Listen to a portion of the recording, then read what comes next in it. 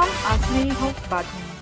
Dental কলেজের student থাকা অবস্থাতেই নাম লিখিয়েছিলেন লাক্স চ্যানেলাইজ সুপারস্টার প্রতিযোগিতায়। সেবার জাকিয়া বাড়ি মম হয়েছিলেন প্রথম আর বাঁধন হয়েছিলেন দ্বিতীয়। এরপর টিভি নাটক আর বিজ্ঞাপনে ব্যস্ত হয়ে পড়েন বাঁধন। অল্প সময়ে নিজের একটি জায়গা তৈরি করে নেন, কিন্তু হঠাৎই যেন তার ক্যারিয়ারের রেলগাড়িটা থেমে যায়।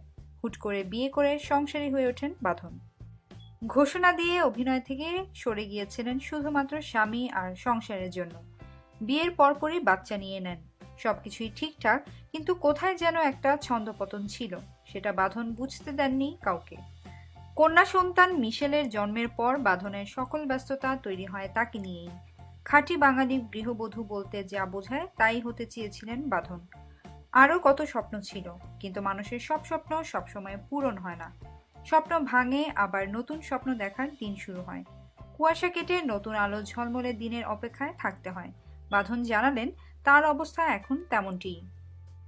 আরও জানান, গত প্রায় 2 বছরের বেশি সময় ধরে তিনি স্বামী সংসার ছেড়ে বাবার বাড়ি থাকছেন।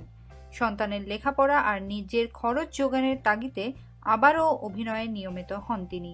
তবে প্রতিদিনই শুটিং নয়, সন্তানকেও কিছুটা সময় দিতে চান তিনি। কারণ এখন সন্তানই তার স্বপ্নের পুরোটা জায়গা জুড়ে রয়েছে। তাহলে কি বাঁধন বিয়ে বিচ্ছেদের দিকে যাচ্ছেন? এমন প্রশ্নের উত্তরে এই অভিনেত্রী বলেন, আমরা দীর্ঘদিন ধরে আলাদা থাকছি, এটা সত্য। এখনো প্রাতিষ্ঠানিক কিছু হয়নি আমাদের মধ্যে, তবে হয়তো শিগগিরই আমরা প্রাতিষ্ঠানিকভাবে আলাদা হয়ে যাব।